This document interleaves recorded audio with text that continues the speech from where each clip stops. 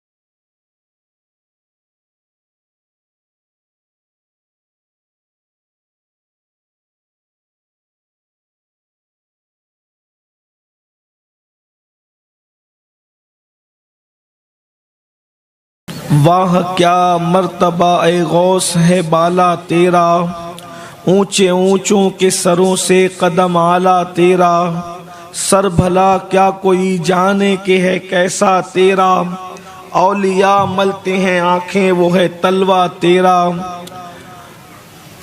سارے اقطاب جہاں کرتے ہیں کعبے کا طواف، کعبہ کرتا ہے طواف در والا تیرا، نبوی ذل علوی برج بطولی منزل، حسنی چاند حسینی ہے اجالا تیرا، نبوی مہ علوی فصل بطولی گلشن، حسنی پھول حسینی ہے مہکنا تیرا، نئی کس چاند کی منزل میں تیرا جلوہ نور، نئی کس گھر کے آئینے میں اجالا تیرا، اور تجھ سے در سے سگ اور سگ سے ہے مجھ کو نسبت، میری گردن میں بھی ہے دور کا ڈورا تیرا، اس نشانی کے جو سگ ہیں نہیں مارے جاتے، حشر تک میرے گلے میں رہے پٹا تیرا، اور کیا دبے جس پہ حمایت کا ہو پنجہ تیرا،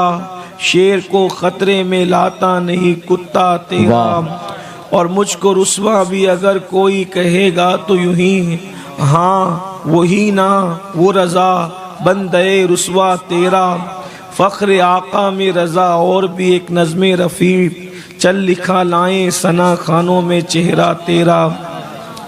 آج کی یہ محفل قطب الاقطاب غوث الاغواث غیاث الکونین غوث العالمین سیدنا و مرشدنا شیخ عبد القادر جیلانی حضور غوث العظم پیر دستگیر کی شان میں انعقاد پذیر ہے۔ چونکہ وقت بھی مختصر ہے اور زائرین بغداد معلیٰ یہاں پر ہمارے برادر مکرم حضرت مولانا سید محمد قادری صاحب اور برادر اکبر پیر سید یاسین باپو قادری صاحب اور بھی سادات کرام کا جو قافلہ بغداد معلیٰ جا رہا ہے وہ موجود ہیں، ان کا بھی خیال ہے۔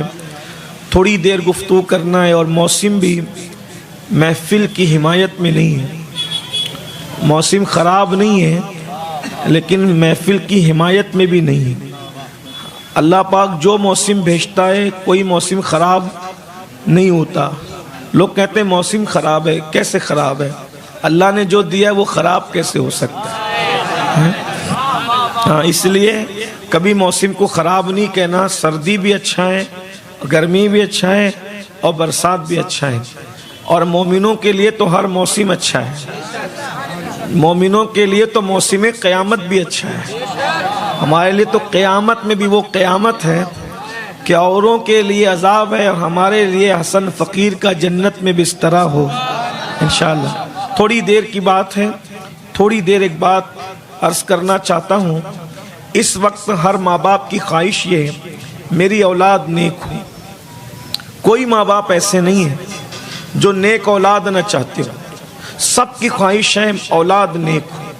اگر کوئی گانجا بھی پیتا ہے، شراب بھی پیتا ہے، سٹا کا دھندا بھی کرتا ہے، اور جو وہ دادا گیری، گنڈا گردی سارے جرائم کرتا ہے، پھر بھی اس کی خواہش یہ ہے کہ میرا بیٹا نیک ہو، میری اولاد نیک ہو۔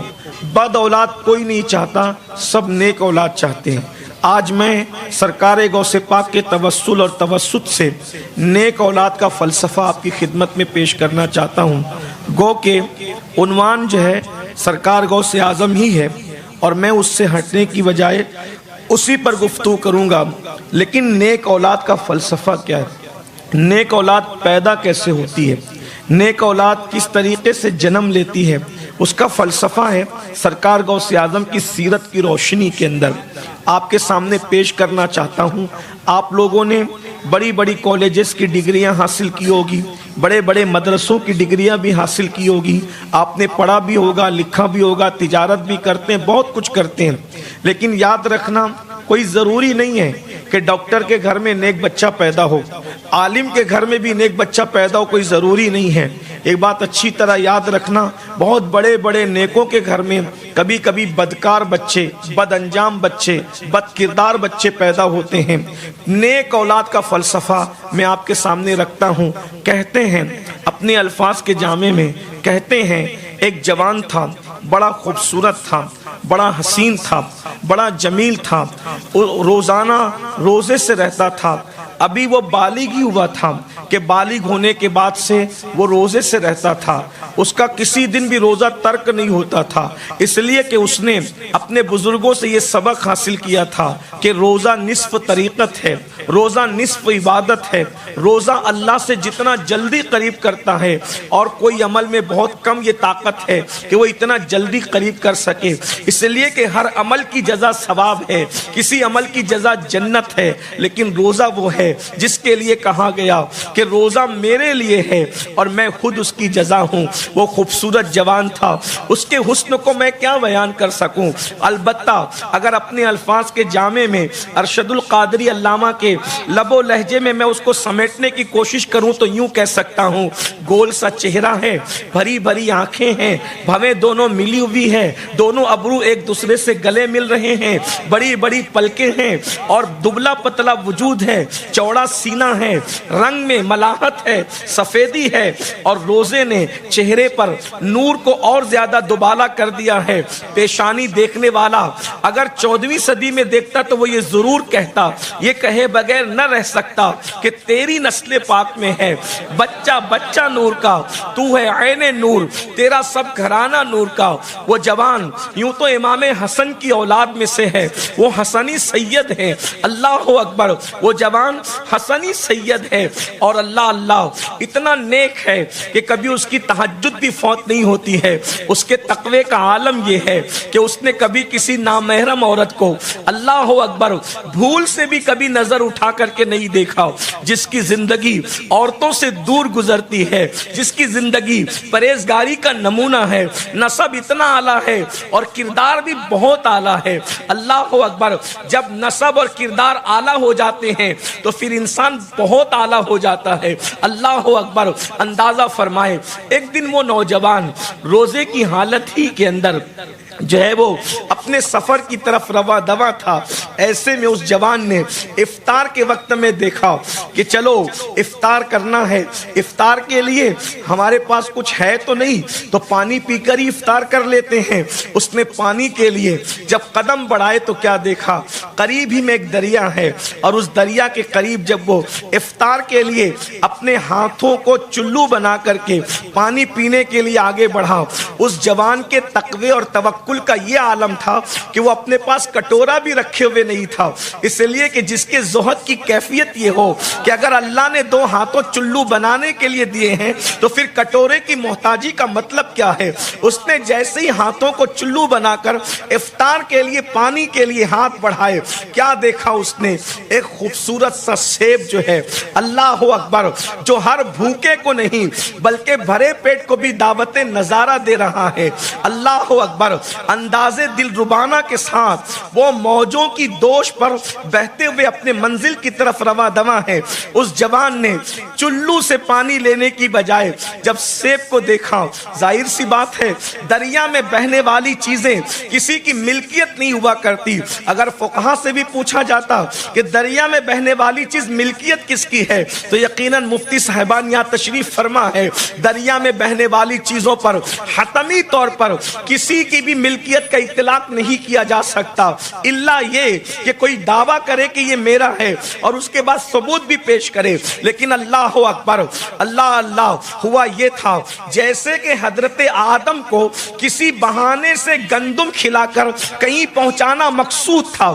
جملے کو شاید آپ نے ضائع کیا، مجھے اس پہ کوئی اعتراض نہیں، لیکن باران رحمت کا نزول ہے اور اتنی سنجیدہ گفتگو، ظاہر سی بات ہے دامن دل کو گفتگو کی بجائے آپ کو باران رحمت ہی کی طرف کھینچ رہی ہوگی۔ میں ایک بار پھر کہتا ہوں، اللہ اکبر، جیسے کسی بہانے سے آدم کو گندم کھلا کر کہیں پہنچانا مقصود تھا، اسی طرح اس جوان کو وہ دریا کا سیب کھلا کر کہیں پہنچانا مقصود تھا۔ اللہ اکبر، بڑے ظالم ہیں وہ لوگ جو آدم کے گندم کھانے کو خطا کا، لغزش کا یا گناہ کا نام دیتے ہیں۔ واللہ، گناہوں سے تو بستیاں ویران ہوتی ہے، یہ کیسا گناہ ہے جس سے ویرانہ آباد ہو رہا ہے۔ اللہ اکبر، یا تو پھر اس کو گناہ کہنا چھوڑ دو یا تو پھر آبادی کا توسل کہنا چھوڑ دو۔ اللہ اکبر، اندازہ فرمائے باپ اور بیٹے کے کام میں کتنی یکسانیت ہے۔ وہاں پر جنت کا کوئی پھل کھانا ہے اور کسی کو کہیں بھجوانا ہے، بہانا چاہیے، اور یہاں سیب کھلا کر کسی کو کہیں بھجوانا، کہیں پہنچانا ہے۔ بھوک اور اللہ اکبر افطار کے تصور نے اس وقت ذہن سے ساری چیزوں کو بھلا دیا، اور اس جوان نے جس کی پیشانی سے اللہ اکبر نور ولایت جو ہے چھن چھن کے نکل رہا تھا، اس نے سیب لیا، سیب لے کر افطار کیا تو دل و دماغ پر ایک بوجھ سا طاری ہوا، ارے تم نے یہ سیب کس کی اجازت سے کھایا؟ یہ کسی نہ کسی کی تو ملکیت ہوگی۔ اللہ اکبر، کہتے ہیں اللہ اللہ، جو لوگ بڑے اونچے ہوتے ہیں ان کے افکار بھی اونچے ہوتے ہیں، جو اونچے ہوتے ہیں ان کے نظریات بھی اونچے ہوتے ہیں۔ اللہ اکبر، پھر کیا تھا اس جوان نے، اللہ اللہ، جو بڑا صالح تھا، اللہ اللہ، صالح ہی نہیں بلکہ صالحین کا بابا تھا، اسے صالحین کا بابا بننا تھا۔ اس جوان نے سوچا اب یہ سیب کی تلافی کیسے ہو؟ اللہ اکبر، نیک اولاد کے متلاشیوں، نیک اولاد کے طالبوں، اللہ اکبر، شراب بھی پی رہے ہو، زنا بھی کر رہے ہو، جوا بھی کھیل رہے ہو، حرام لقمہ اپنے پیٹ کے اندر ڈال رہے ہو اور اس کے بعد جو ہے سوچتے ہو کہ اولاد نیک پیدا ہو جائے. نہیں نہیں، ہرگز نہیں. یاد رکھنا، نیک اولاد کے لیے علم اور عمل کی ڈگری نہیں چاہیے. نیک اولاد کے لیے اس جوان کا تصور چاہیے جو اس جوان کے دل میں موجود تھا. بغیر اجازت سیب کیا کھایا؟ وہ جوان بے چین ہوا، مضطرب ہوا. آپ مجھے بتائیں، حرام کا لقمہ پیٹ میں کھا کھا کر کے پیٹ بڑے کرنے والوں، کبھی لقمہ حرام کھا کر ہم بھی بے چین ہوتے ہیں، ہم بھی بے قرار ہوتے ہیں، ہم بھی مضطرب ہوتے ہیں. المختصر یہ کہ میں کوئی بہت زیادہ فلسفیانہ انداز اختیار کیے بغیر، موسم کا خیال کرتے ہوئے، وقت کا خیال کرتے ہوئے، گفتگو کو سمیٹتے ہوئے، اس جوان نے سوچا سیب کسی کا تو ہوگا، مالک کوئی تو ہوگا. ایسا ہو ہی نہیں سکتا کہ چیز ہو اور اس کا کوئی مالک نہ ہو. اللہ اکبر. یاد رکھنا، جو چیزیں قیمتی نہیں ہوتی ان کا کوئی مالک نہیں ہوتا. ہمیشہ قیمتی چیزوں کا کوئی نہ کوئی مالک ہوا کرتا ہے. اب دنیا کے اندر جو لوگ خدا کو اپنا مالک مانتے ہیں وہی قوم قیمتی ہے. جو خدا کو مالک نہیں مانتے وہ قیمتی کہلانے کے حقدار نہیں ہے. یا اس لیے کہ یاد رکھنا، ہمیشہ ملکیت جو ہے وہ قیمتی جو ہے وہ چیزیں ہی کی ملکیت بنا کرتی ہے. اس نے سوچا کہ یہ سیب ہے، کسی نہ کسی کی تو ملکیت ہوگی، کسی نہ کسی کے تو ملک میں ہوگی. سوچا کہ کیسے پتا کریں کہ یہ کس کا ہے، کس کا ہے. اللہ اکبر. ہم لوگ تو رات کی میں حسینی آدمی ہوں. اگر قوم بھیگ رہی ہے تو چھتری کے نیچے رہنا یہ میری غیرت عشق کے خلاف ہے. واہ واہ واہ. اگر کل صبح آپ کو چھینکے آئے تو پھر مجھے بھی آنا چاہیے. ہاں، ورنہ یہ کیا بات ہوئی کہ غوث پاک کی محبت میں ہم تو بیٹھے ہیں چھتری کے نیچے، رات کو پانی میں بہیے. ہمیں نہیں یاد، ہم کربلا والے لوگ ہیں. پہلے ہم لوگ آگے رہتے، پیچھے قوم کو رکھتے. وہ اور لوگ ہیں جو بھاگ جاتے ہیں، ہم لوگ نہیں ہیں وہ. ہاں، یہ گھرانہ علی کا گھرانہ ہے الحمدللہ. بہرحال چلیں میں بات کو پورا کروں تو ہاں. اور ایک بات یاد رکھنا، اندیکھی بارشوں میں تو بہت تقریریں سنی ہے، دکھنے والی بارش میں بھی ذرا سنیے. میں اکثر لوگوں کو کہتا ہوں میرے شہر گنبد و مینار کے شہر مالیگاؤں میں جب محفل ہو اور میں بیان کر رہا ہوں کتنی بارش ہو جائے میری قوم کا بچہ بھی اٹھ کر نہیں جاتا. بچے تو بچے ہیں، عورتیں 6-6 3-3 مہینے کے بچوں کو گود میں لے کے کھڑے ہو کر کے سنتی ہے لیکن بھیگتی ہے، لوگ جاتے نہیں ہیں. اس کی وجہ یہ ہے کہ الحمدللہ حسینیت اسی کو کہتے ہیں کہ جیئیں گے تو تیرے ساتھ، مریں گے تو تیرے ساتھ، اٹھیں گے تو تیرے ساتھ، بیٹھیں گے تو تیرے ساتھ. اور یاد رکھنا، جن غوث اعظم کے ساتھ جنت میں جانا چاہتے ہیں ان کا ذکر چھوڑ کر ہم جا کیسے سکتے ہیں؟ جن میں اتنا ظرف نہیں ہے کہ وہ بھیگ کر کے چھینک سکے تو ان کو آنا ہی نہیں چاہیے. جب آئے ہیں تو یار کے لیے، جن کے لیے جانے دی جا سکتی ان کے لیے بھیگا کیوں نہیں جا سکتا؟ بہرحال ایک برکت کی بات. چلے درود شریف پڑھے، میں بات آگے بڑھاتا ہوں. رب صلی وسلم دائما ابدا علی حبیبک خیر الخلق کلہم. تو لوگ جو ہے وہ اندھیرے کے اندر سب کھا پی لیتے ہیں، سوچتے ہیں کہ چلو بھائی سب چلتا ہے، سب چلتا ہے. لیکن اس جوان کے ضمیر نے اس کو جھنجھوڑا کہ یہ کسی کا تو ہوگا، قیمتی چیز ہے، کوئی اس کا مالک تو ہوگا. سوچا ڈھونڈوں کیسے، مالک کو ڈھونڈوں کیسے. تو سوچا جدھر سے آ رہا ہے اسی کنارے کنارے چلتے ہیں. اور وہ جوان چلا، یہ سبب بنا. یاد رکھنا، نیکی کی نیت سے چلنے والا کبھی بھی نقصان نہیں اٹھاتا، اس کو ہمیشہ فائدہ ہی ہوتا ہے. اور وہ چلتے چلتے چلتے چلتے جب پہنچا تو وہ ایک ایسے مقام پہ پہنچا کہ جہاں پر سیب کا باغ تھا.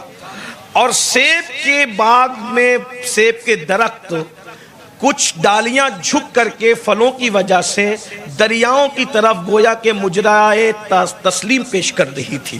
اس کیفیت کے اندر جب اس جوان نے دیکھا تو اس نے دروازے پر دستک دی. اور جب دروازے پہ دستک دی، دروازہ کھولنے والے نے کھولا تو اس کو بھی سراپا اپنا آئینہ پایا. توجہ فرمائیں، بڑے خاص جملے کی طرف آ رہا ہوں.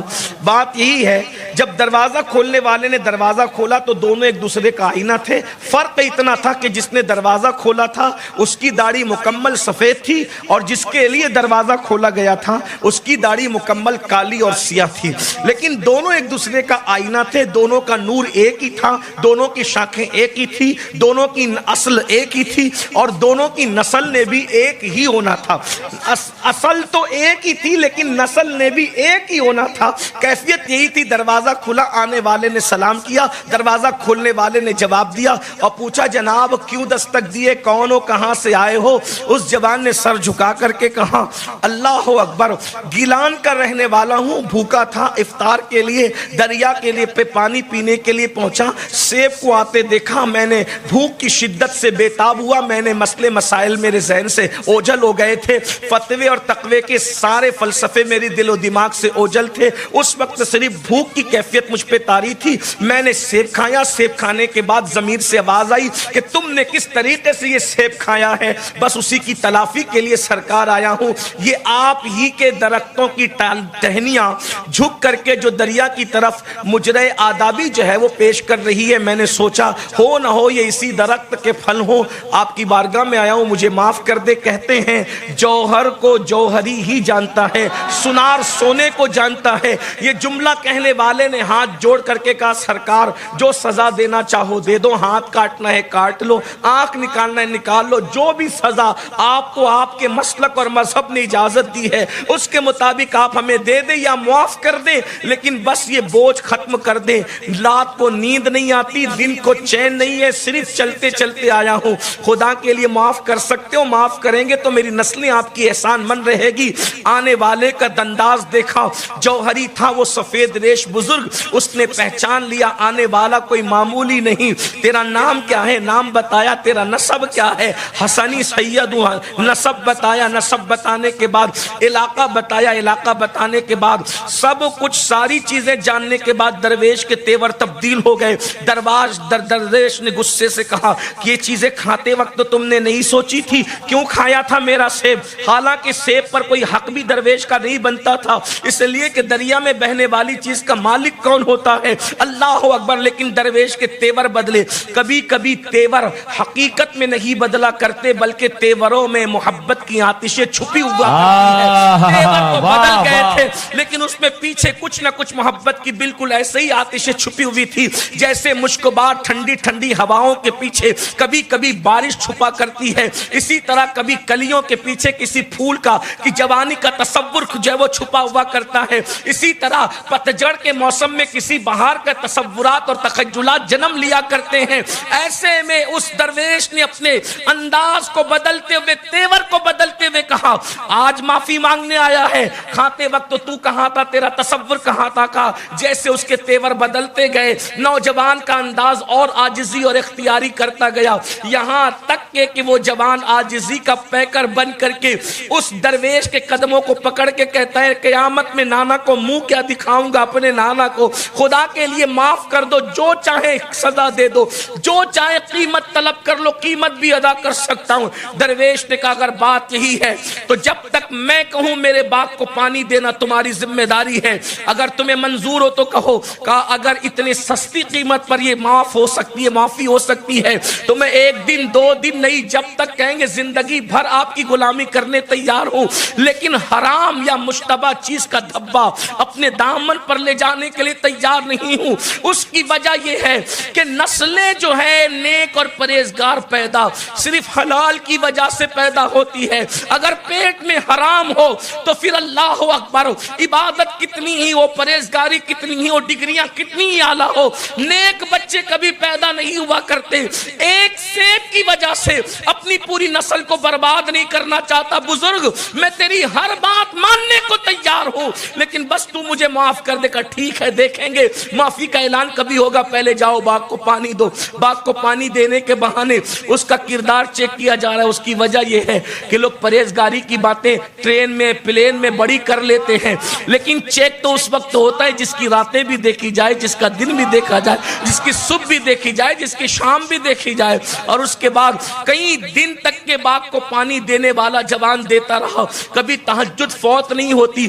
ایک سیب کی توجہ کریں, وہ درویش بھی کیسا درویش تھا, اس پر میرے ماں باپ میری اولاد قربان. ایک سیب کی معافی نہیں کر رہا ہے اور روزانہ درجنوں سیب خود کھلا رہا. توجہ تو فرمائیں. یہ بھی کیا انداز ہے سزا کے. ایک سیب معاف نہیں کریں گے اور روزانہ درجنوں کھلائیں گے.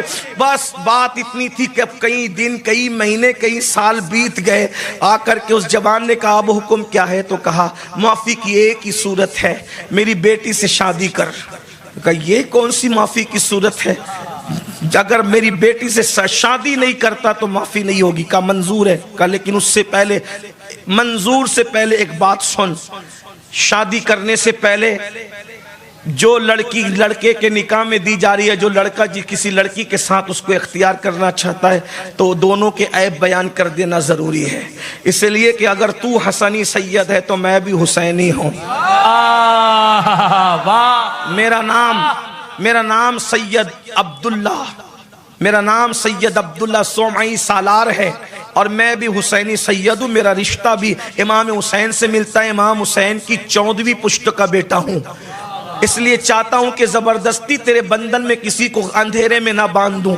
میری بیٹی کے عیب سن لے. میں کسی بے عیب لڑکی کا رشتہ تیرے ساتھ نہیں کر رہا ہوں، بلکہ جو عیبوں سے پر ہے اس کا رشتہ تیرے ساتھ کر رہا ہوں. جوان نے نگاہیں جھکا کے کہا کہ سرکار عیب بیان کرے تو کہا کہ وہ آنکھوں سے اندھی ہے، وہ کانوں سے بہری ہے، وہ ہاتھوں سے لونجی ہے، وہ پیروں سے لنگڑی ہے اور وہ زبان سے گونگی ہے. بول کیا چاہتا ہے، کیا اس کے ساتھ رشتہ کرے گا؟ لیکن شرط یہی ہے اگر اس کو نہ اپنایا تو یاد رکھنا سیب قیامت میں بھی معاف نہیں ہوگا. اس جوان نے کہا سرکار اگر اتنی سی چیز پر، یہ بھی اتنی سی چیز ہے جن کے رتبے ہیں سوا، ان کو سوا مشکل ہے، اگر اتنی سی چیز پر اس سیب کی معافی ہو سکتی ہے تو میں اس طرح کی ایک نہیں بلکہ کئی مصیبتیں اپنے سر لینے کو تیار ہوں. اس لیے کہ اندھی بیوی ہوگی، لنگڑی ہوگی، لونجی ہوگی اور جو وہ زبان سے گونگی ہوگی، کچھ بھی ہوگی وہ دنیا تک ہی ہوگی لیکن آخرت میں تو وہ مصیبت نہیں بن سکتی. مگر یہ سیب جو اجازت کے بغیر کھایا ہے وہ آخرت میں مصیبت بن سکتا ہے. اس بزرگ نے، درویش نے کہا تب ٹھیک ہے چلو نکاح کر دیں گے، نکاح کے ساتھ ہی سیب کی معافی ہوگی. نکاح ہوا، سیب کی معافی ہوئی. رات کو حجرے عروسی سجایا گیا اور دلہن کو باپ نے اپنی بیٹی کو حجرے میں بالکل اسی طرح بازو پکڑ کر کے پہنچا دیا جیسے حجرے علی کے اندر نبی نے سیدہ فاطمہ کو پہنچایا. اس یاد کو تازہ کر دیا گیا. اللہ اکبر. ثانی فاطمہ جب اپنے شوہر کے حجرے میں پہنچی تو پہنچنے کے بعد ایسا لگتا تھا کہ جیسے اس حجرے میں چراغ جلانے کی ضرورت ہی نہیں ہے. یوں لگتا تھا کہ اس مسافر اجنبی جس کا نام بھی لوگ اب تک نہیں جانتے بظاہر اس عنوان کے تحت اس کے حجرے کو جب سجایا گیا تو یوں لگا کہ کوئی چاند اتر آیا. ذرا اندازہ تو فرمائے. اللہ اکبر. جب سورج اور چاند ایک دوسرے کے آمنے سامنے ہوتے ہیں تو موسم کتنا بدلتا ہے.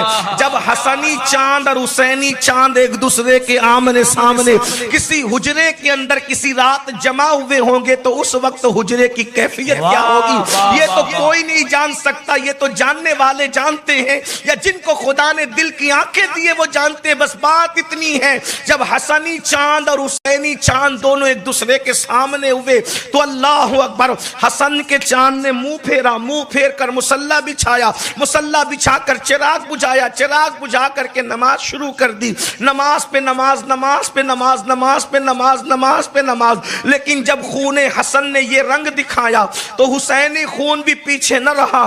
اس نے بھی شوہر کے پیچھے مصلی بچھا کے نماز پہ نماز، نماز پہ نماز، نماز پہ نماز. لوگ شادی کی پہلی رات میں جو کرتے ہیں لیکن یہ حسن اور حسین کی اولاد ہے. اللہ اکبر. جب ایک دوسرے سے موئی پھیرنے کی بات آئی تو روٹ کر بیٹھنا کیا، گلے شکوے کیا، شکایت کیا. اگر جھکنا ہی ہے تو اپنے مولا کی بارگاہ میں جھکے. اس لیے کہ دنیا میں کوئی مسئلہ ہے ہی ایسا نہیں جس کو میرا اللہ حل نہیں کر سکتا. ہر مسئلے کا حل اگر کہیں پر موجود ہے تو وحدہ لا شریک کی بارگاہ میں ہے. مسئلہ ہمارے لیے مسئلہ ہے، اللہ کے لیے کوئی مسئلہ کبھی مسئلہ ہو ہی نہیں سکتا. ان اللہ علی کل شیء قدیر. وہ ہر چاہے پر قادر ہے. اللہ اکبر. صبحوی مؤذن نے اذان پڑھی. جب مؤذن نے اذان پڑھی، اذان پڑھنے کے بعد پہلی رات کا دولہا اسی لباس میں مسجد پہنچا. نماز فجر ادا کرنے کے بعد جب آنکھیں چار ہوئی تو تیری رات، تیری صبح کہہ رہی ہے، تیری رات عادت کا فسانہ کے تحت اس درویش نے اس جوان کو دیکھ کر کے کہا تیرے چہرے کے خد و خال بتاتے ہیں، تیری آنکھوں کا خمار بتاتا ہے، تیری سجی ہوئی زلفوں کی سج دھج بتاتی ہے کہ تو نے حجرہ عروسی کا حق ادا نہیں کیا، بتا بات کیا ہے؟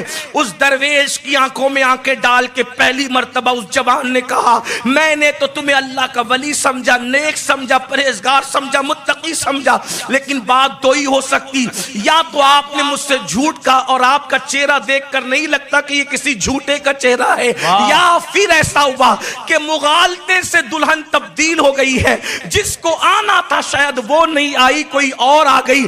آپ نے تو کہا تھا سرکار وہ اندھی ہے، آپ نے کہا تھا وہ بہری ہے، وہ لنگڑی ہے، وہ لولی ہے، وہ گونگی ہے، لیکن وہاں تو یوں لگتا ہے کہ جیسے آسمان کا چاند زمین پر اتر آیا ہو، ایسا لگتا ہے حسن کی ملکہ نے اللہ اکبر 16 سنگھاروں کے ساتھ اپنا گھونگھٹ اٹھایا ہو، یوں لگتا ہے جیسے ساری بہاریں سمٹ کر کے کسی کے چہرے میں آ گئی ہو، یا یوں لگتا ہے کہ اللہ اکبر حسن کی پری پہ کر جو ہے آج میرے یہاں خرام ناز کرنے کے لیے آئی ہے۔ اللہ اکبر، بتائیں بات کیا؟ یا تو دلہن تبدیل ہوئی یا تو آپ نے جھوٹ کہا، اور آپ جھوٹ نہیں کہہ سکتے، آپ کا چہرہ بتا رہا ہے۔ بزرگ نے کہا بیٹا، پیشانی چوم کر کہا تجھ سے یہی توقع تھی، تو توقع سے بھی بہتر نکلا۔ میرے بیٹے سن لے، میں نے نہ جھوٹ کہا، نہ مذاق کیا، نہ دلہن تبدیل ہوئی، جو میں نے کہا وہ بھی سچ ہے، دلہن تیری وہی ہے۔ کہ دونوں سچ کیسے ہو سکتا ہے؟ اللہ اکبر، گنگا یا تو مشرق کی طرف بہے گی یا تو مغرب کی طرف، اللہ اکبر، سمت تو ایک ہی ہوگی، یہ کیسے ہو سکتا ہے کہ کوئی گنگا مشرق میں بھی بہے اور مغرب میں بھی بہے؟ یاد رکھنا جو ہند کی گنگا ہے وہ دو سمت نہیں بہ سکتی، لیکن ولیوں کی ولایت یہ ہے کہ وہ جدھر چاہتے ہیں اس طرف حالات کا رخ موڑ دیا کرتے ہیں، ان کے اپنے انداز ہوتے ہیں۔ اللہ اکبر، اس درویش نے کہا بیٹا میں نے سچ کہا، وہ اندھی ضرور ہے مگر اس اعتبار سے کہ آج تک کسی اجنبی کا چہرہ میری بیٹی نے اپنی آنکھوں سے نہیں دیکھا، اس لیے وہ اندھی ہے۔ پھپھی کا بیٹا بھی اس نے نہیں دیکھا، چچا کا بیٹا بھی اس نے نہیں دیکھا، خالہ کا بیٹا کسی محرم کو اس نے قصداً اپنی نگاہ سے نہیں دیکھا۔ ارے اندھا اسی کو تو کہتے ہیں جو کسی کو نہ دیکھے۔ اب بتا میری بیٹی اندھی نہیں ہے تو کیا ہے لوگوں کے اعتبار سے؟ اس نے کبھی حرام نہیں دیکھا، نہ محرم نہیں دیکھا، اس اعتبار سے میری بیٹی اندھی ہے۔ کبھی اس نے جھوٹ نہیں بولا، غیبت نہیں کی، چگلی نہیں کی، زبان کا غلط استعمال نہیں کیا، اس اعتبار سے میری بیٹی گونگی ہے۔ کبھی اس نے غیبت نہیں سنی، کبھی اس نے برائی نہیں سنی، کانوں سے کوئی گناہ نہیں کیا، اس لیے وہ تو کانوں سے بہری ہے، اور اپنے باپ کی چوکھٹ انگال کر کبھی وہ کسی اجنبی جگہ نہیں گئی، اس لیے وہ لنگڑی ہے۔ بہنیں موجود ہے تو ان کی توجہ چاہتا ہوں، لوگوں کو آج بھی ایسے ہی لنگڑی لولی اندھی کی ضرورت ہے۔ لوگ بہت خوبصورت ڈھونڈ رہے ہیں، میں کہتا ہوں خدا کرے اس خاتون کے صدقے ہمیں کوئی ایسی اندھی مل جائے کہ جو نہ محرم کو نہ دیکھے، کوئی ایسی بہری مل جائے جو حرام نہ سنے، کوئی ایسی گونگی مل جائے جو حرام نہ بولے۔ اللہ اکبر، درویش نے جب توضیح پیش کر دی اسی وقت جوان نے جھک کر کے سجدہ شکر ادا کیا، مولا تیرا شکر اور احسان ہے، جیسا چاہتا تھا اس سے بہتر تو نے عطا فرمایا۔ اور اس کے بعد پھر درویش نے رخصت کیا، جاؤ اپنی زندگی گزارو۔ ایسا باپ جو حلال میں یوں بے مثال ہو، ایسی ماں جو یوں پرہیزگار اور متقی ہو، اس باپ کو دنیا ابو صالح کہتی ہے، اس ماں کو دنیا ام الخیر کہتی ہے۔ جب دونوں مرج البحرین کے اعتبار سے دو دریا یوں ملتے ہیں تو انہی سے شیخ عبدالقادر جیلانی کی ولادت۔ نعرہ تکبیر، نعرہ رسالت، نعرہ حیدری۔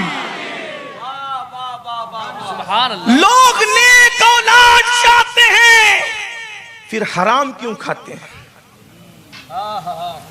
جب تک حرام کھاتے رہو گے نیک اولاد کا تصور چھوڑ دیجئے۔ کتنے ہی بڑے اسکول میں پڑھا لو، کتنے ہی بڑے اسکول میں پڑھا لو، اگر حرام کھلا کر کے بڑا کیا ہے بھول جائیے، اور یقیناً بھول جائیے کہ آپ کی اولاد نیک۔ دیکھو نیک اس کو نہیں کہتے جو موڈ میں آ کر نماز پڑھ لے، نیک اس کو نہیں کہتے جو چار لوگ دیکھ رہے ہو تو نگاہوں کو کنٹرول کر لینا. اب تو نیکوں سے اور اہل تقویٰ سے منبر و محراب بھی محروم ہوتے جا رہے ہیں. اس لیے کہ لباس یا موڈ میں آ کر کے نیکی کرنے والا نیک نہیں ہوتا. نیک اس کو کہتے ہیں جس طریقے سے منہ میں لقمہ ڈالنا انسان کی فطرت ہے، ایسے نیکی کرنا جب تک کسی کی فطرت نہ بن جائے اس وقت تک اسے نیک نہیں کہا جا سکتا. نیک وہ ہے جن چیزوں سے اللہ نے منع کیا اللہ اس کو وہ کام کرتے اللہ نہ دیکھے. توجہ بندہ نہیں، اللہ نے جس چیز سے منع کیا وہ کام کرتے ہوئے اللہ نہ دیکھے، اور جس کام کرنے کا حکم دیا وہاں سے اللہ اس کو غیر حاضر نہ پائے. جب یہ دو صفت انسان میں پیدا ہوتی ہے تب وہ نیک کہلاتا ہے. اللہ ہمارا گناہ نہ دیکھے یہ نیک ہے، اور اللہ ہمیں غیر حاضر نہ پائے یہ نیک ہے. تو جب ہم گناہ کریں گے ہی نہیں تو اللہ دیکھے گا ہی نہیں، اور اگر کریں گے کہیں بھی کریں گے تو عقیدہ ہے کہ وہ دیکھے گا. تو نہ دیکھنے کی صورت کیا ہے؟ جب نہ کرو گے تو نہیں دیکھے گا، اور چھپ کے کرو گے تو بھی دیکھے گا، غار میں کرو گے تو بھی دیکھے گا، اللہ اکبر دریاؤں کے کنارے کرو گے تو بھی دیکھے گا، کمروں میں کرو گے تو بھی دیکھے گا. اینما قرآن کہتا ہے ہوا معاکم اینما کنتم، تم جہاں کہیں ہو اللہ تمہارے ساتھ ہے. ان اللہ کان علیکم رقیبا، خدا تم پر کڑی نگرانی کر رہا ہے. مجھے بتاؤ میرے بھائیوں، نیک وہ ہیں جن کو خدا گناہ کرتے نہ دیکھے. نہ کرے گا تو خدا دیکھے گا نہیں، اس لیے کہ جب کرے گا تو دیکھے گا، نہیں کرے گا تو خدا تجھے گناہ کرتے نہ دیکھے، اور خدا تجھے عبادت کی جگہ یا جہاں سے تجھے حکم دیا پہنچنے کا وہاں پہنچنے سے تجھے غیر حاضر نہ پائے. یہ نیک ہے. نیک جب ایسے نیک ہوتے ہیں تو اللہ ان کے گھروں میں بھی نیک اولاد پیدا کرتا ہے. آج لوگ چاہتے ہیں غوث پاک کا غلام میرے گھر پیدا ہو، اور بیوی تو سیریل دیکھ رہی. ہنسنے کی بات، بیوی تو بیوٹی پارلر جا رہی ہے، بیوی تو اجنبی مردوں سے فون پہ باتیں کر رہی. کتنے مرد ہیں جن کے گھر میں عورتیں فون استعمال نہیں کرتی. کوئی ہاتھ اٹھانے کی بات نہیں، لیکن افسوس کا مقام ہے آج ہر گھر میں عورتیں. بلکہ کچھ شوہر تو اتنے ناکارہ ہیں ہمارے یہاں کہ فون آتا ہے تو خود بستر میں پڑے رہتے وقت ذرا اٹھا کر کے بول دے کہ ابھی آرام میں ہے. بیوی کو فون اٹھانے کے لیے کہتے ہیں. لوگ ہمارے خیالات کو دقیانوسیت کا نام ضرور دے سکتے ہیں، ان کی اپنی طبیعت ہے، لیکن یہ ہمارا مذہب ہے. ہمارا مذہب اتنا تقدس والا پوتر ہے کہ ہم عورتوں کی آواز بھی کسی اجنبی مرد کو سنانا پسند نہیں کرتے. واہ واہ واہ واہ. جب عورتوں کوئی دیکھے گا ہی نہیں تو اس کو بھگا کے لے جانے کا تصور اس کے دل میں کیسے جنم لے گا؟ جب عورت سے کوئی بات ہی نہیں کرے گا تو اس کو پتا کیسے چلے گا کہ اس کی آواز کیسی ہے؟ ہمارا مذہب تو عورت کی آواز کو بھی عورت قرار دیتا ہے. کہاں جاتی ہے تمہاری غیرت؟ ہمارے مذہب میں تو یہاں تک حکم ہے کہ عورت بلند آواز سے تلاوت قرآن بھی نہیں کر سکتی. میری آپ کی بیوی کی بات نہیں کر رہا ہوں، ہماری اور آپ کی بیویوں کی تو کوئی اوقات اور حیثیت ہی نہیں ہے. اس مقدس خاتون کی بات کر رہا ہوں جس کے بستر پہ قرآن نازل ہوتا ہے، جو ام المومنین ہے، طیبہ ہے، طاہرہ ہے، صدیقہ بنت صدیق ہے، جس کی شان میں قرآن مقدس میں اللہ نے 10 آیتیں نازل فرمائی، جس کی شان میں سورۃ النور نازل کی گئی، جس کو راحت جان مصطفیٰ قرار دیا گیا، اللہ کے حکم سے جس کے ساتھ حضور علیہ السلام کا نکاح ہوا. اللہ اکبر. اس مقدس خاتون نے جب بلند آواز سے تلاوت قرآن کی تو اللہ کے رسول نے فرمایا عائشہ قرآن کی تلاوت کے وقت تمہاری آواز بلند نہیں ہونی چاہیے، کیونکہ عورت کی آواز بھی عورت ہے. جو کائنات کی ماں ہے، مومنین کی ماں ہے، جب اس کی آواز بلند ہونے سے وہ بھی قرآن کے حوالے سے منع کر دیا گیا تو آج مسلمانوں کی عورتیں اگر رت جگوں کے موقع پہ روڈ پہ ناچ کر کے گانے گائے تو یہ کون سے مذہب پر عمل ہے؟ اور جو عورتیں شادی اور رت جگوں کے موقع پہ ناچ کر کے گانے گائے گی تو ان کے گھر میں غلام غوث اعظم پیدا ہوگا یا شمر پیدا ہوگا؟ بڑی معذرت کے ساتھ یہ جو دنیا میں شمر جنم لے رہے ہیں، لوگ آج سے 50 سال پہلے کہتے تھے کہ نسل یزید ختم ہو گئی، ہم نے مان لیا تھا. نسل شمر ختم ہو گئی، ہم نے مان لیا تھا. لیکن ان کی خونی نسل تو ختم ہوئی ہے مگر ان کے افکار کی نسلیں اب بھی موجود ہیں. تو یہ دنیا میں جو شمر صفت لوگ جنم لے رہے ہیں، یزید صفت لوگ جنم لے رہے ہیں، یہ ملعون لوگ جنم لے رہے ہیں، اس کی وجہ یہ ہے کہ مائیں شریف نہ رہی. جو روڈ پہ ناچے گی دیور کی شادی میں، اس کے گھر میں غوث پاک کا غلام کیسے پیدا ہوگا؟ جو بے پردہ بیوٹی پارلر جائے گی، اس کے گھر میں غوث پاک کا غلام کیسے پیدا؟ یاد رکھنا، صرف منتوں سے غوث پاک کے غلام پیدا نہیں ہوتے، اس کے لیے ماؤں کا کردار چاہیے، ماؤں کا کردار. اور یاد رکھنا، باپ اور ماں کا کردار اولاد کی پیدائش میں بہت بڑا عمل دخل رکھتا ہے. آپ کیا سمجھتے ہیں؟ کیا آپ کو اس کا احساس نہیں کہ اللہ کے رسول علیہ السلام نے مولا علی کے ساتھ جو سیدہ فاطمہ کا نکاح کیا، اس کے پیچھے رازوں میں سے راز کیا تھا؟ اس لیے کہ کربلا اچانک حادثے کا نام نہیں ہے. فاطمہ الزہرا کے رشتے کی منظوری کے پیچھے ہر وقت کربلا نگاہ میں تھا. آپ سمجھ کیا رہے ہیں؟ یہ کوئی بچوں کا کھیل نہیں ہے جسے کربلا کہتے ہو، یا 7 محرم سے لے کر 10 محرم کی کہانی نہیں ہے. یہ اللہ اکبر ابتدائے روز سے لے کر قیامت تک اللہ اکبر جس کے غلغلے موجود رہنے ہیں اسی کو کربلا کہتے ہیں. فاطمہ الزہرا کے رشتے کی قبولیت میں سامنے کربلا تھا، اس لیے کہ جانتے تھے کوئی میرا خون والا خون جب شیر فاطمہ سے ملے گا تو تبھی اس کے بعد حسین نے پیدا ہونا ہے، اس کے سوا کوئی حسین کی پیدائش کی صورت نہیں. نعرے تکبیر، نعرے رسالت، نعرے حیدری. ارے لوگ سمجھتے کیا ہے؟ جب عبد القادر جیلانی جیسوں کی پیدائش کے لیے ابو صالح جیسا باپ چاہیے اور ام الخیر جیسی ماں چاہیے، تو کربلا کے تاجدار کے لیے پھر کس کی ضرورت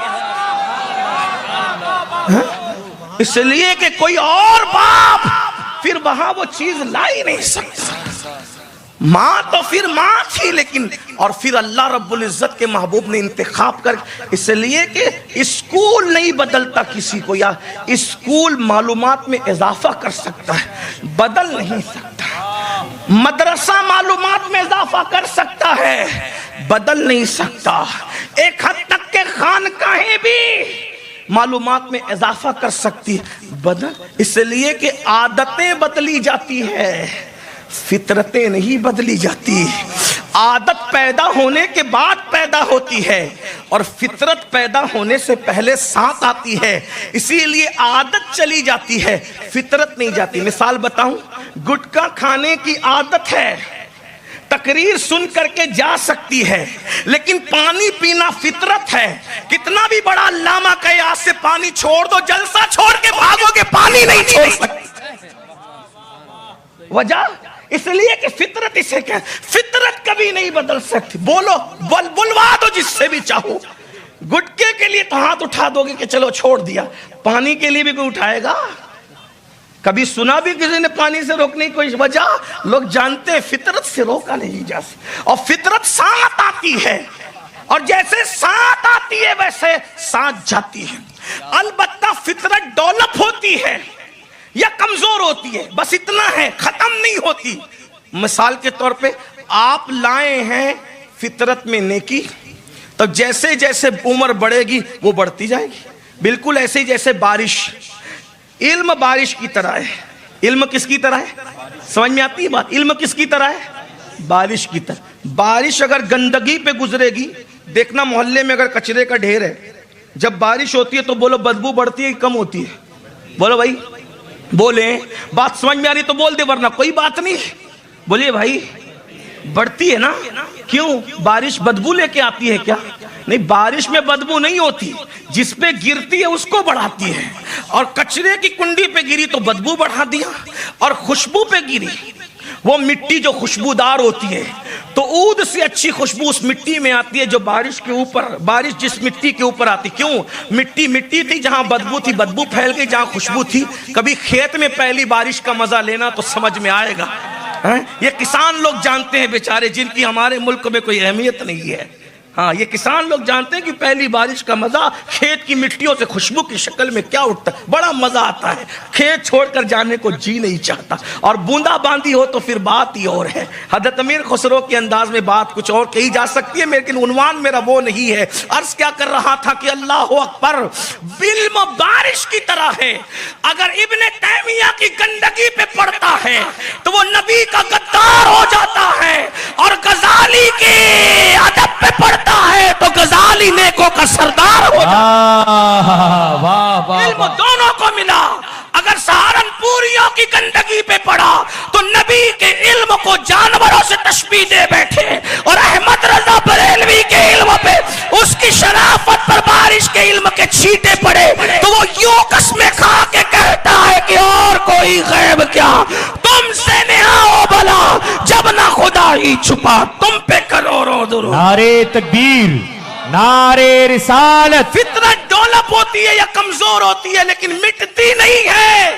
اس لیے حلال جو کھاتے ہیں ان کے بچے ہمیشہ نیک فطرت ہو کر کے پیدا ہوتے ہیں. ورنہ لوگ چند دنوں کے لیے سدھرتے ہیں، پھر بگڑتے ہیں، پھر سدھرتے ہیں. لیکن جو پیور ماں باپ کی اولاد ہوتے ہیں ان کو کبھی بگاڑا نہیں جا، ماحول بھی ان کو بگاڑ نہیں پاتا. لیکن میں یہ اکثریت کے لیے کہہ رہا ہوں، چند چیزوں کو چھوڑ کر کے، اس لیے کہ حکم اکثریت پہ لگتا ہے. تو ایسے ماں باپ کے گھر ایسا بیٹا پیدا ہوا، اور پھر اس بیٹے کی کیا شان ہوئی؟ بات کو سمیٹتے ہوئے شان یہ ہوئی کہ خدا نے ان کو ولیوں کا سردار بنایا. اب یہاں سن لے، بات بہت پیاری سی آ گئی ہے، بچپنا ہی پڑھ دوں سرکار کا عنوان آ گیا. تو باپ روزے دار تھا. توجہ، ہاں توجہ ہے آپ کی.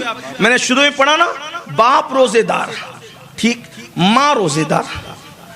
تو بچہ بھی پیدا ہوا تو جس دن پیدا ہوا اسی دن روزہ رکھا.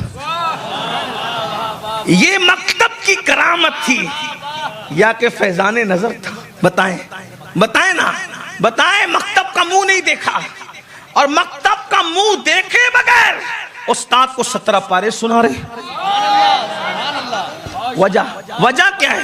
ماں روزے دار، باپ روزے دار، بیٹا پیدائشی. اچھا، کچھ لوگ کہتے ہیں یہ سنی لوگ بڑے گڑنے میں ماہر ہوتے ہیں، کوئی بچہ بھی روزہ رکھ سکتا ہے. میں نے کہا او کچے، اصل میں تیری جماعت میں ایسے لوگ ہیں نہیں، اس لیے تجھے شک ہوتا ہے. جس کے مال میں جو آئٹم نہیں ہوتا وہ اس سے نفرت اور حسد ہی کرتا ہے. ہاں، جس کی دکان میں جو آئٹم نہ وہ اس کو نفرت کی نظر ہی سے دیکھتا ہے.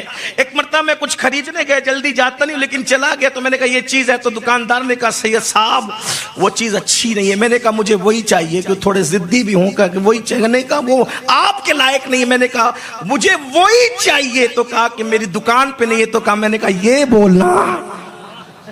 اسی لوگ مولوی کا انکار نہیں کرتے، مولانا کا انکار نہیں کرتے، شیخ الحدیث کا انکار نہیں کرتے، مناظر کا انکار نہیں کرتے، مقرر کا انکار نہیں کرتے. لوگ انکار کرتے تو سارے 72 فرقے انکار کرتے، تو صرف ولی کا انکار کرتے. وجہ ان کے یہاں مولوی بھی ہے، عالم بھی ہے، حافظ بھی ہے، قاری بھی ہے، مفتی بھی ہے، شیخ الحدیث بھی ہے، مناظر بھی ہے، لیکن ولی تو صرف ہم سنیوں کے یہاں موجود ہے.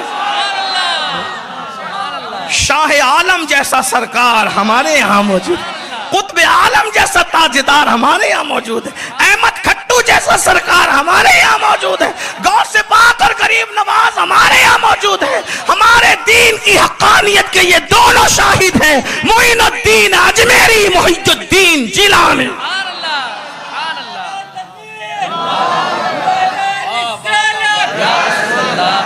کوئی کہتا ہے کیا پیدا ہوتی ہے کوئی روزہ کیسے رکھ سکتا ہے؟ میں نے کہا میں ابھی سمجھاتا ہوں، ہمارے پاس بھی تو آیا کرو نا، ہاں کچھ ہم سے بھی سیکھو.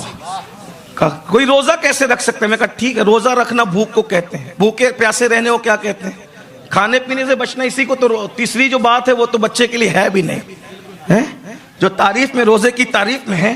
کھانے پینے کے بعد جو تیسرا اسٹیپ ہے تو اس کے ہے بھی نہیں، تو اس لیے میں کھانے پینے کی بات کر رہا ہوں. کھانے پینے سے بچنا اس کو روزہ کہتے ہیں. کہا ٹھیک ہے، وہ روزہ نہیں رکھ سکتا. میں کہا پھر دودھ کیسے پیتا ہے؟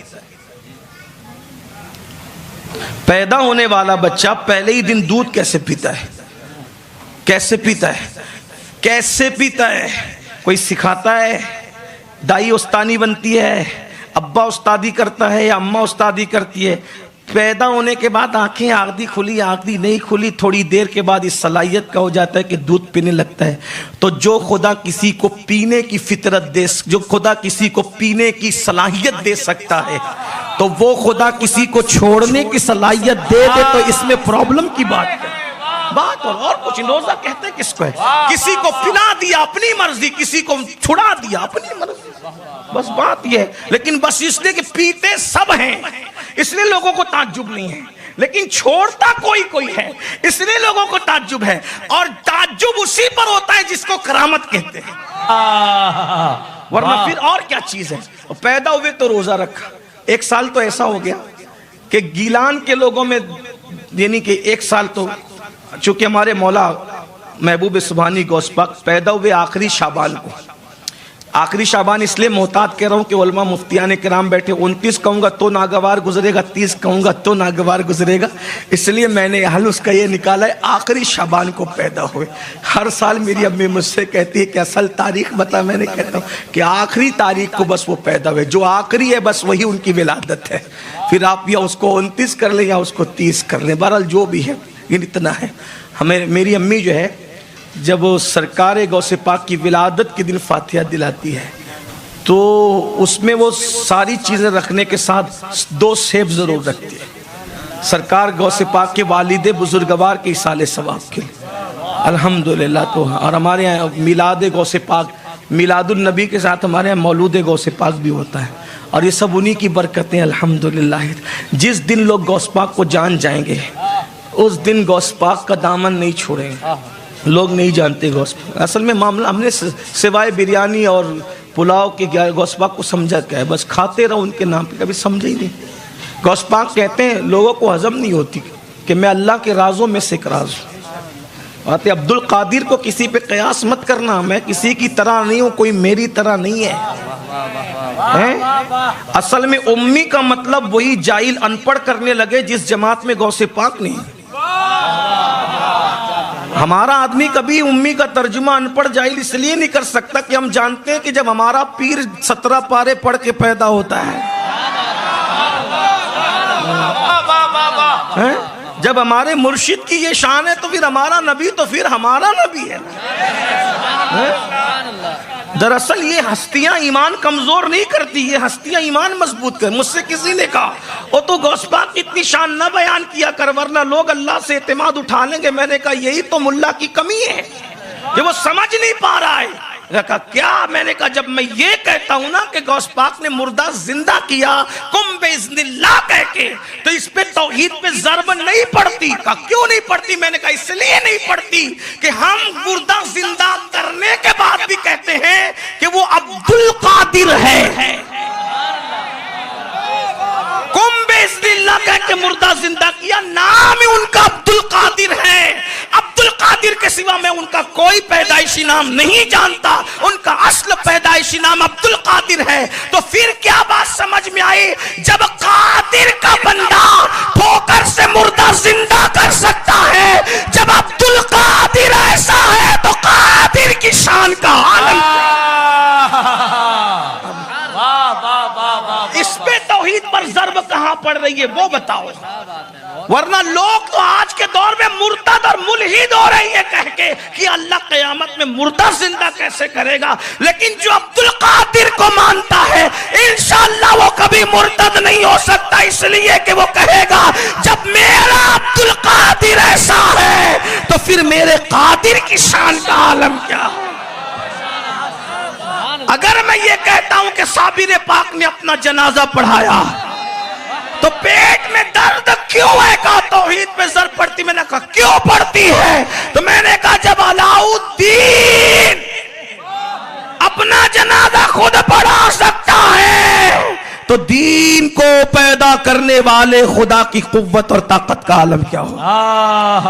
ارے جب علاء الدین صابر 12 سال فاقے کر کے فنا نہیں ہے، جب صابر کو فنا نہیں ہے تو رب صابر کو فنا کیسے ہو سکے؟ یہ بات بتانا تو توحید پہ میں نے کہا سمجھنے کی بات. جب آدمی کی آنکھ پر گندے سندے آئینے لگ جاتے ہیں, اینکیں لگ جاتی ہے, تو آدمی کو وہی سب کچھ نظر آتا ہے. لوگ ہم سے کہتے ہیں لڑتے ہیں یہ کیوں کہا. میں نے کہا میرے پاس بیٹھ تو صحیح, بات تو کر. تو کیا عرض کر رہا تھا کہ سرکار کا اصول اعظم تھا, ماں روزے دار, باپ روزے, بیٹا بھی روزے. آج ہمارے بچوں کو تقریر سنا سنا کبھی ہم روزے دار نہ بنا سکے. کیوں؟ پوری زندگی باپ روزہ نہیں رکھتے, رمضان کے بھی نہیں رکھتے شریف ہیں, رمضان شریف کے بھی روزے نہیں رکھتے. کہا کہ اللہ کے نام پہ جان تو دے سکتا ہوں لیکن چائے سے پیار اتنا ہے کہ رمضان شریف میں چائے کے بغیر رہ نہیں سکتا, گٹکے کے بغیر نہیں رہ سکتا, بیڑی سگریٹ کے بغیر نہیں رہ سکتا. میں نے کہا حد ہے تجھ پر, افسوس ہے جو اللہ کے نام پہ بیڑی سگریٹ نہ چھوڑ سکے چند گھنٹوں کے لیے, اس کو مسلمان کہلانے کا حق ہے. مسلمان تو وہ تھے بھائی جو اللہ کے نام پہ پہلی رات کی دلہن چھوڑ کر جان دینے کے لیے آ گئے تھے. واہ واہ واہ واہ. بچوں کو نیک بنانا چاہتے ہو حلال کھلا. آج ہمارے پاس سب ہے, حلال رخصت ہے, حرام کھا رہے. کتنے مسلمان حرام کھانے سے بھی. آج مسلمانوں کے دھندے دیکھ لو, کوئی ویڈیو چلا رہا ہے, کوئی تھیٹر چلا رہا ہے, کوئی سٹے کا دھندا کر رہا ہے, کوئی شراب کا دھندا کر رہا ہے, کوئی بھنگ بیچ رہا ہے, کوئی چرس بیچ رہا ہے, کوئی گانجا بیچ رہا ہے. اور جو لوگ زمین کا کرانے کا دھندا کرتے ہیں پھر وہ بھی ایک پلاٹ کو 4 لوگ کو بیچ رہے ہیں, کرانہ میں ملاوٹ کر رہا ہے. یعنی حلال کاروبار میں بھی آپ گندگی کر رہے ہیں. ایک مرتبہ کا واقعہ ہے, سن لے. حرام اور حلال کی بات آئی تو میں کہتا ہوں اگر مسلمان صرف حلال پہ محنت کر لیں 50% جلسے اصلاح معاشرہ کے ختم ہو جائیں گے. اصلاح معاشرہ کے جلسوں کی ضرورت ہی ختم ہو جائے گی. مولانا کو تقریر ہی نہیں کرنی پڑے گی نماز پہ, بچے نمازی پیدا ہوں گے انشاءاللہ. بہت میں گارنٹی بات کر رہا ہوں. ایک مرتبہ کا واقعہ, کچھ لوگ حج کو چلے, کچھ لوگ حج کو چلے. جب حج کو چلے, ٹائم ہو گیا میرا, مجھے جانا بھی ہے. میرے بچے کو نے بھی اشارہ کر دیا, میرے بیٹے نے. کچھ لوگ حج کو چلے. اب تک آپ نے کیا سنا کہ سفر حج میں جو مرتا ہے وہ بخشا جاتا ہے. صحیح بولو بھائی, صحیح ہے نا؟ تو بولو نا, بخشا جاتا ہے. ڈرتے کیوں؟ اب میں تو فقیر آدمی ہوں, صوفیوں کا غلام ہوں. اگر غلط بھی جواب دو گے تو کوئی گردن تھوڑی آنا آپ کی اتارنی ہے. بولو بھائی, حج کے سفر میں بخشا جائے گا کہ نہیں بخشا جائے گا؟ صرف بخشا ہی نہیں جائے گا, ہر سال اس کا حج بھی لکھا جائے گا. صحیح ہے, مگر کس کے لیے؟ جو حلال مال سے جا رہا ہو. واہ واہ واہ واہ واہ واہ واہ. اگر زمین میں گبن کیا, بہنوں کا حصہ دبا لیا, بھائیوں کا حصہ دبا لیا, چوری کر لی, حرام سے کما لیا, اور پھر حج کو جا رہے تو اب اس کا انجام سنو کیا ہے. حج کو جا رہے تھے, قافلے میں ایک شخص مر گیا. سفر حج میں مرنا کتنی فضیلت ہے. میں کہا جن کی فضیلت ہے انہی کی ہے, بس سب کی نہیں ہے. ٹھیک ہے نا, سب کی نہیں ہے. اس لیے بات سمجھو, گدھے گھوڑے کو ایک صف میں مت کھڑا کرو. جو فضیلتیں جن کے لیے بس انہی کے لیے ہے. سفر حج ہے, ایک آدمی مر گیا. جب مر گیا تو لوگوں نے اس کی قبر کھودی. بھائی حاجی صاحب مر گئے, حاجی صاحب کیا خوش نصیب ہے, بخشے گئے, جنت کے دولہا بن گئے, ہر سال حج ہوگا. لیکن قبر کھودی, بڑے بڑے سانپ. بولو اللہ کی پناہ, معاذ اللہ, اللہ کی پناہ, اللہ کی پناہ. اللہ ہم سب کو اپنی پناہ عطا فرمائے. آمین. یہ ڈرنے کی بات ہے بھائی. قبر کا حال کس کے ساتھ کیا ہوگا یہ تو اللہ ہی جانتا ہے. ایک بزرگ فرمایا کرتے تھے, اللہ مجھے وہاں موت دینا جہاں میری کوئی پہچان کا نہ ہو. تو لوگ کہتے تھے وجہ, کہا میں مرنے کے بعد مجھے لگتا ہے گناہ اتنے کہ میرا منہ کالا ہو جائے گا, تو جب کوئی پہچان کا نہیں ہوگا تو میری رسوائی نہیں ہوگی. یہ بزرگوں کی فکر. حالانکہ وہ تہجد گزار تھے, اللہ والے تھے. اللہ والے یہ دعا کرتے ہیں, اور ہم کیا سوچتے ہیں, ہم مرے تو ہمارا عرس ہونا چاہیے. یہ حال ہے, یہ حال ہے. میں گناہ گار ہوں اور بڑے مرتبوں کی خواہش, یہ کیفیت ہے. قبر کھودی, بڑے بڑے ازدے, بڑے بڑے سانپ. ایک چھوڑ دیا, دوسرا کھودا, بڑے بڑے سانپ. تیسرا کھودا, بڑے بڑے سانپ. مکہ شریف قریب تھا. کسی کو قافلے والوں کا جلدی دوڑو جاؤ, اور مفتی مکہ, حبر الامہ, رئیس المفسرین, سید المفسرین سیدنا عبداللہ ابن عباس سے جا کر کے مسئلہ پوچھ کر آؤ, جہاں قبر کھودتے ہیں ازدے نکلتے ہیں, کیا کریں. اور حاجی صاحب ہے, سرکار ابن عباس نے کہا جاؤ جاؤ, پوری دنیا بھی کھود ڈالو گے تو یہ اژدہے ختم نہیں ہوں گے، اس لیے جہاں جہاں ہے اسی اژدہے کے ساتھ اس کو دفن کر دو۔ تو لوگوں نے پوچھا ابن عباس ایک حاجی کے ساتھ یہ معاملہ، ہم نے تو یہ سنا کہ حاجی بخشا جاتا ہے اور ہر سال حج کرتا ہے۔ فرمایا جاؤ تحقیق کر لو کہ وہ ضرور حرام میں مبتلا ہوگا، حرام کی وجہ سے اس کے ساتھ یہ سلوک ہو رہا ہے۔ اس کو وہیں دفن کر دیا۔ جب اس کی بیوی سے پوچھا کہ ابن عباس نے کچھ کہا، تم بتاؤ تمہارا شوہر کیسا تھا؟ نیک بہت تھا، لیکن وہ گلے کا اناج کا دھندا کرتا تھا، اور کیا کرتا تھا، تھوڑا سا اناج نکال کر کے گھر میں پکانے کے لیے دے دیتا تھا، اور اس میں پانی اور بھوسا ملا کر کے اس کا وزن بڑھا دیا کرتا تھا۔ اس ملاوٹ کی وجہ سے شاید اس کے ساتھ یہ سلوک کیا گیا۔ آپ مجھے بتائیں کوئی اناج بیچ کر اس میں بھوسا ملا کر کے بیچے، اس کے ساتھ یہ ہو؟ جو لوگ جوئے کا دھندا کرتے ہیں ان کا کیا ہوگا؟ جو شراب کے دھندے کرتے ہیں ان کا کیا ہوگا؟ جو امت کے اندر بستیوں کے اندر حرام بیچتے ہیں ان کا کیا ہوگا؟ اس لیے لوگوں توبہ کرو، استعمال کرنے والے بھی توبہ کرو اور بیچنے خریدنے والے بھی توبہ کرو، اور یاد رکھنا آخری جملہ یہ، تم حلال کھاؤ گے انشاءاللہ تمہاری نسلوں میں نیک لوگ پیدا ہوں گے۔ غوث اعظم کے صدقے اللہ تعالی ہم سب کو توفیق دے۔ گفتگو کے درمیان کوئی غلطی ہو تو اللہ معاف کر دے۔ استغفر اللہ وما علینا الا البلاغ۔ السلام علیکم۔